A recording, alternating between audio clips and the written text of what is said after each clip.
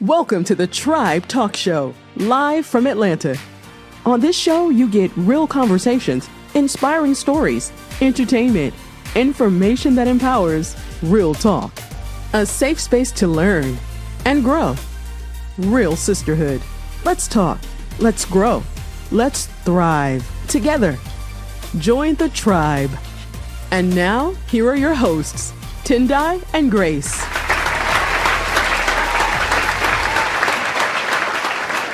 Hello, guys, and welcome to the very first episode of the Tribe Talk Show. We are so excited to be here. This has been a long time coming now. And it's happening. We are so excited. We want you to see us as your brand new besties. Yeah. So this is your show. This is for African women in the diaspora. So if it affects you, we're talking about it. Exactly. And we want to welcome you guys to our brand new talk show. Mm-hmm.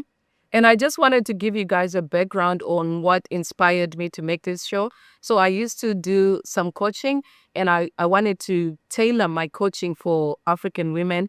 And when I was offering that free coaching, I realized that most of the African people have the same issues. We all have the same struggles. The struggles are very similar. So instead of just coaching privately, I decided, why don't we have a talk show where we actually discuss all those things that most people were coming up with? I believe that our issues are very different from most people. So this show is just for us African women, mature women, for us to come together, discuss anything that affects us, anything, any topic, whether it's mental health issues, marriage issues, relationship issues, career issues, financial, everything at all, we're going to be talking about it. So what can people expect each week, Grace? Each week, we're going to kickstart things by talking about the trending news, which we also call the healthy gossip. Of course. And, then we're going to dive into our girl chat where we talk about the issues that Tendai mentioned. And like I said, if it's affecting you, we're definitely talking about it. And then also, we're going to bring in special guests to share their wisdom with us, to share their experience so we can all learn.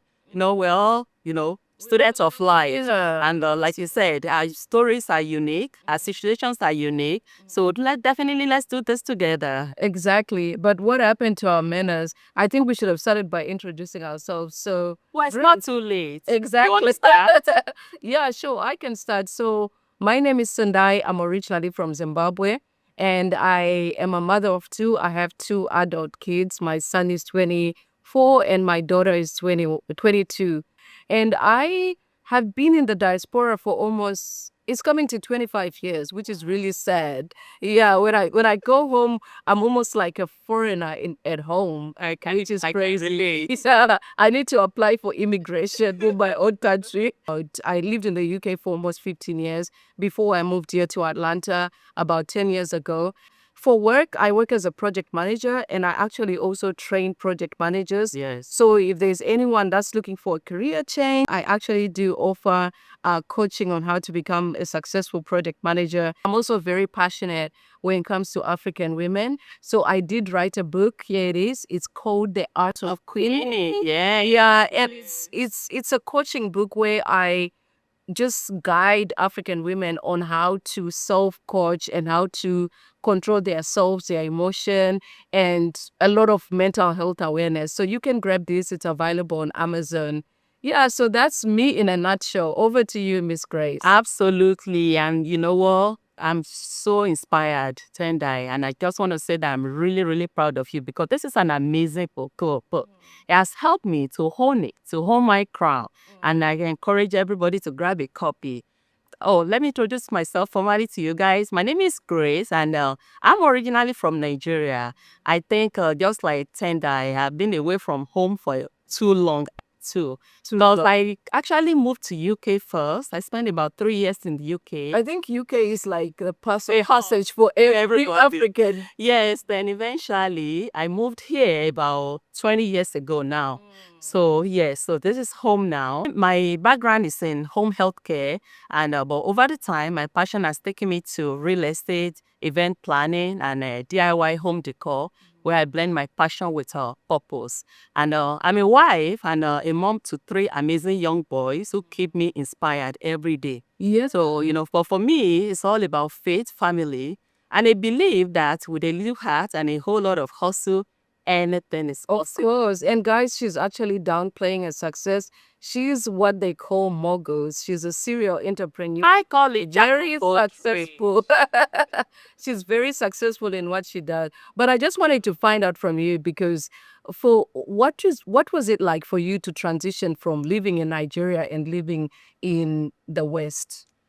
Well, you know what? Just like everybody will probably say, it can be challenging. It wasn't an easy transition because, when you leave everything you know behind to move to a brand new place, it's not easy. You miss home, you're lonely, and then you have to find your feet again, which can be very challenging. So earlier on, it was really challenging, but thankfully, over time, I've managed to build a tribe. I've managed to build friendship, which are turned to family. So I don't Yes. feel as lonely anymore. So it's been a journey. Yeah. And I totally agree that when I moved to the UK, I was lucky because my sister was there and my ex-husband was there and his family was there. So I had like a community. So yeah, but when I moved to America, I didn't know anyone. And this is a story that most African women go through. When they move, they don't know anyone. And you literally have to start figuring things by yourself.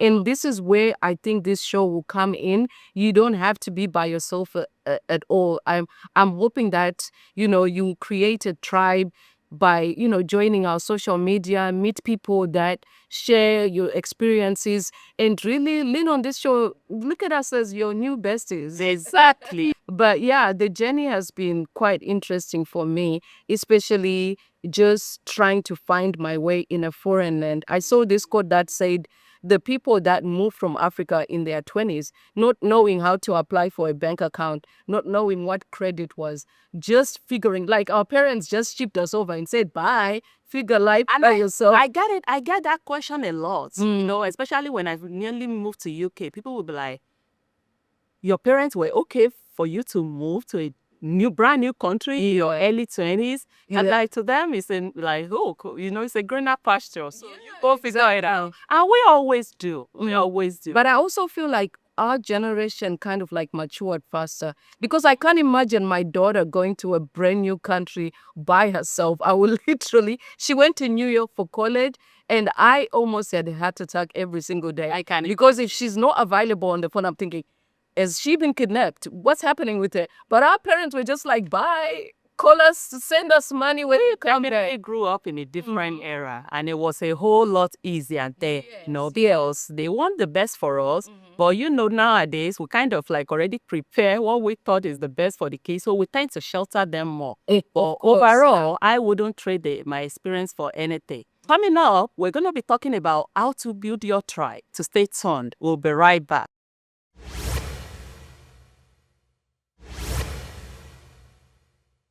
Welcome back, guys. We are back. And Grace, I think we left off where we were talking about how to build a tribe, because I think in the diaspora, if you don't have your family and you don't have friends, you will fall into depression. I saw that they've done a research on people that move from different places and relocate, and majority of them actually end up in depression. It's the loneliness. We remember back home, you grew up as a community. You grew up in a community of people.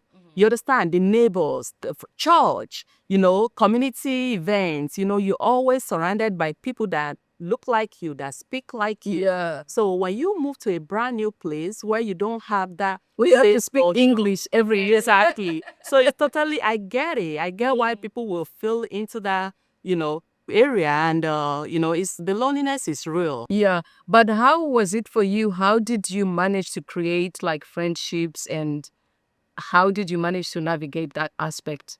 So for me, as you already know, I'm an introvert. So it's very important for me to be around people. So I was intentional about it right from the get-go. I reach out to people. I connect with people. See, that's where I struggle. Yeah. Because I'm very introverted. Yeah. So you have to, it is so important here in this country, you have to be proactive. You have to engage with people. You have to find your own community. Find people with common purpose, with common passion. Initially it wasn't really much of a big deal. But when I started having kids, the loneliness really hit. So I needed to connect with other parents, especially with young kids. So I will go to park and I will, initiate conversations with people. And then, or when the kids started preschool, when people drop off their kids, I will start a conversation with them. And then from there, we'll create a play date. And then from there, we will start friendship. And then we'll, do lunch dates when the kids are at school, or, find ways to connect. Yeah. So that's how I was able to. And when I tell you that those friends from 15 plus years ago, most of them are still in my life till today. We actually became like family. Yeah. I mean, it's just like me and you. We met through a mutual friend, but my kids now call you auntie. Absolutely. Your kids call me auntie, and we've developed a bond. I know I can trust you, and I can be you. I know that if I need something, I can just call you and you'll be there for me. Absolutely. And that's what the tribe is. That's why it's so important. And I did see that as well when my mom passed away. I thought because I'm not in my, because UK for me had become like a home, because there was not just my friend, there was my sisters, and my sister's friend that had become like family.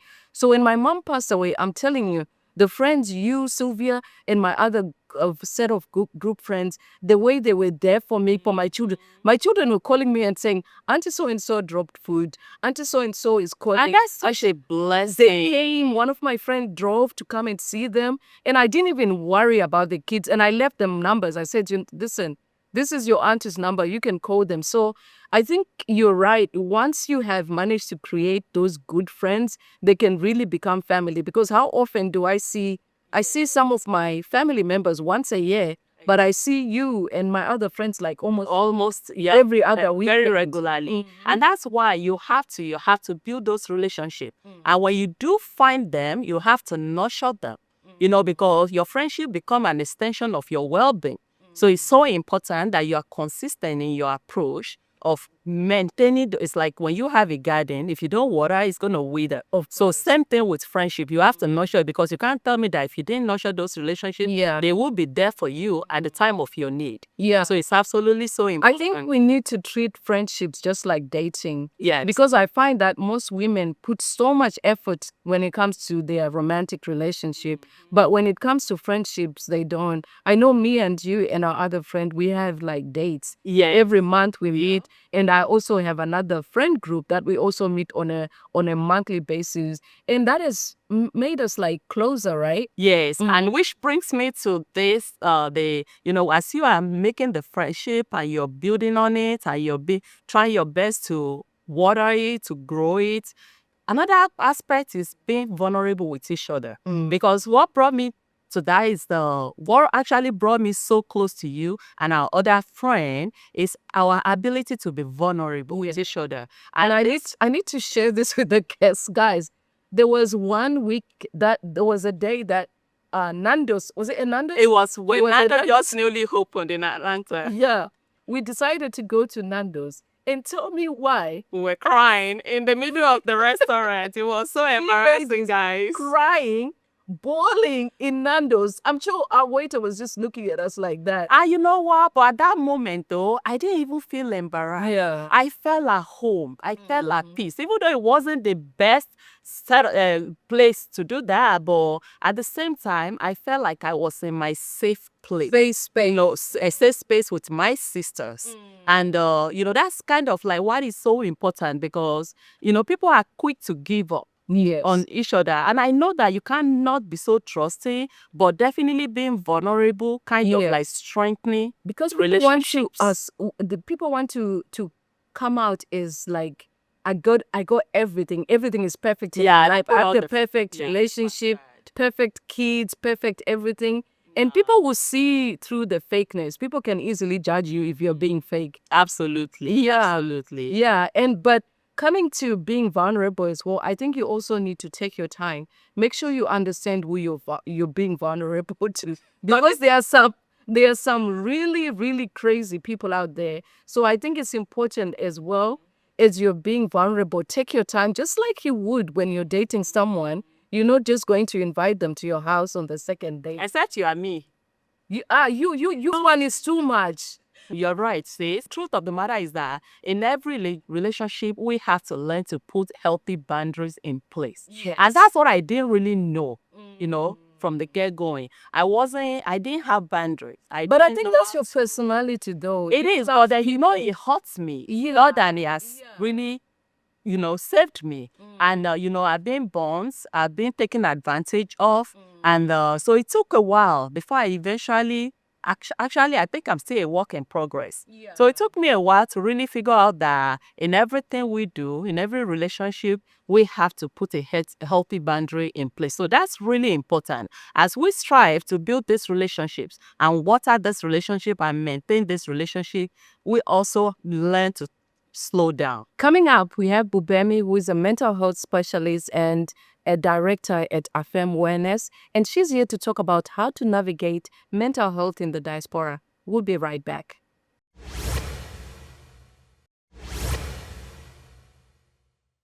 Welcome back, tribe. We have our special guest in the house, Bubemi. Bubemi, will you mind telling us, our tribe, a little bit about yourself and the work you do?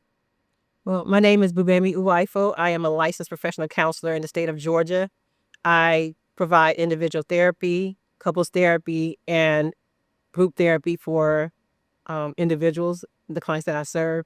I also am an author. I have some workbooks that I have that help support people that are having some issues with self-love, issues with trauma, and also just figuring out goals that you want to set for yourself. And so I use therapeutic techniques in my workbooks to kind of help support people that might never go to therapy, and then for people that are in therapy and just want to explore a little bit more about themselves and how to achieve their goals that they have in life. And where are you originally from? Well, my parents are Nigerian. My mom and dad are Nigerian. I was born in the United States, but I lived in Nigeria from like 3 to 8 years old, and I came back to the U.S. to live. So I have a taste of the Nigerian culture, but then also a taste of Nigerian culture in America because I lived in a Nigerian household. So whoever's Nigerian, you know that in the household you're in Nigeria. So, but I also have the duality of being Nigerian and American. So I can see things from a very different perspective when it comes to life lessons and different things like that. That is wonderful because I'm glad that you're familiar with both culture, and that's kind of why we wanted to ask, like, how do you think culture play a role in our mental health? That's a good question.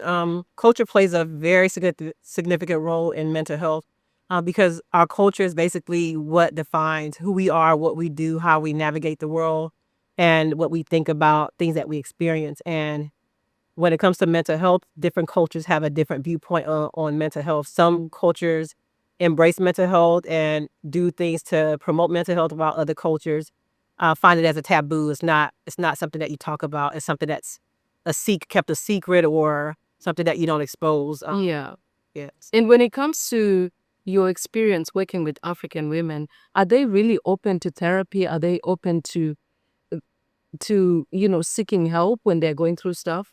By the time an African woman comes to see me, she's at her breaking point where she can't take it anymore. So she's definitely open to come see me and work with me. A lot of people that are African or Caribbean come to see me because, first of all, my name is Bubemi Uwaifo. So they, in some sense, they feel like I understand the culture. I understand some of the things that happen behind the scenes that a lot of people don't know, especially in American society.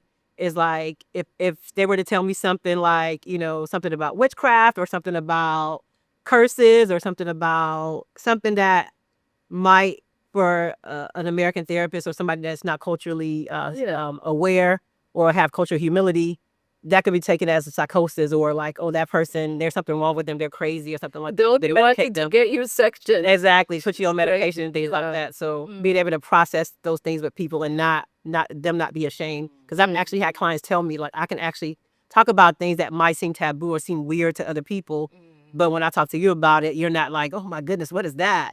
Cut them off and do this and do that. So that's the thing, though. Why do we always have to wait till the last minute, till that the breaking point?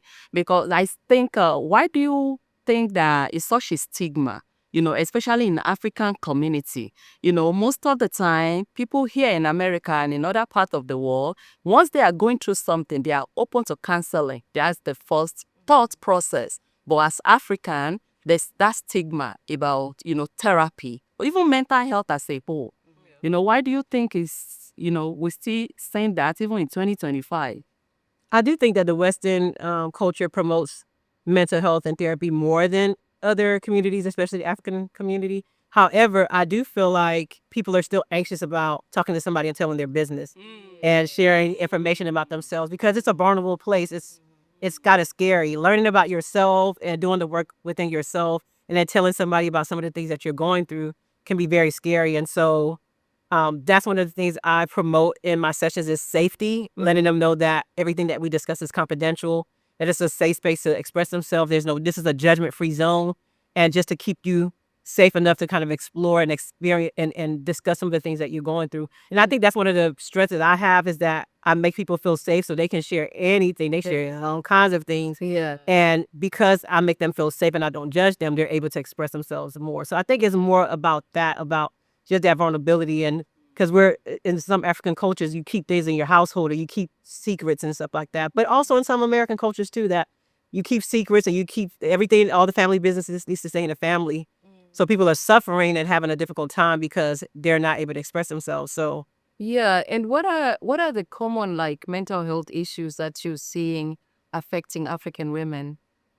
I would say definitely depression, a lot of trauma. I think some cultural things that are normalized are traumatic for a lot of people. Yes. I was speaking to somebody today on my way here that has some traumatic things that happened to them as a child, and they were telling me, subconsciously how it was impacting them. They're very successful because that's the African community. People are successful, making money and things like that. So all those mental health challenges are suppressed because on the outside, everything looks beautiful. But on the inside, people are suffering and it's a dark, dark space to be in. And that's what I was talking to this person about. Yeah, and I also feel like when it comes to Africans, I used to suffer from anxiety, but I wasn't diagnosed until I was in my 30s. And I remember going to my mom after my diagnosis and saying, that time when you used to just beat me up for no reason because I didn't want to leave the house, because with my anxiety, it manifested in me scratching. I would feel so itchy. So I don't know what would have happened, but I'll start itching. But my mom responded by saying, I really didn't know. I don't even know what anxiety Probably is. didn't. Yes, she said I didn't know. So my mom would pray for me. And if the prayer didn't work, she would just, you are lazy. Go outside and do your chores. Yeah. What do you mean you don't want to leave the house? Because with me, I'll be like, I don't want to leave my house. And it took me 30 years to realize that I had this mental health illness that I had probably all my life. Yes, yeah. But even that, when I was diagnosed, I felt like Apprehensive, yes. to share it. So I never used to share it with people. I was just taking my medication and just not sharing with. Do you think there is shame when it comes to mental health for African people? Definitely. I think, people want their families to look picture perfect. And the idea of something being wrong with my child or something being wrong with somebody, my family member, you know how parents are in the African community that your success is their success. Yep. Your failures is their failures. So they personalize these things like it's their fault when it had nothing to do with them. Sometimes it is hereditary because if you were to really dig deep into your family history, you probably see that your grandmother had anxiety issues, your dad had anxiety issues, this uncle had anxiety issues, but you would never know that because everything is kept hush hush and people suppress those things and navigate them by drinking or being promiscuous, having sex, and just doing all these other things to release that tension, but never actually handling those issues. And so that's what I think usually happens, is that everything is kind of kept hush hush. But when you talk about it, that's where I call emotional freedom. So you can go from emotional numbness, which as a child you were emotionally numb, but now as an adult, because you got the sort help, now you're emotionally free. That is so wonderful. And we want to appreciate you for coming on the show to help enlighten us on these issues. We need to have it back. Yes, we will definitely have you back. Thank you so much, Buvemi, for your time. And but how can our tribe reach you? Well, I can be reached at on my social media platforms at Affirm Wellness. That's AFFIRM Wellness, WELLNESS. On all social media platforms, including YouTube. And all my books are on Amazon. So I have 3 books on Amazon, and they're all linked together.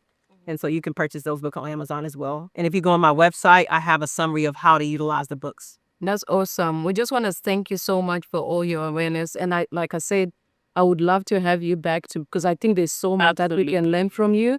And guys, that's all we have time for you today.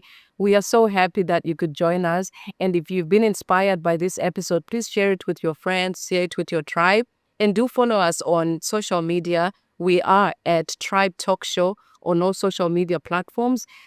Let's continue these conversations. And if you want to reach us, please email us at mytribetalkshow@gmail.com. Thank you. We'll see you again next week.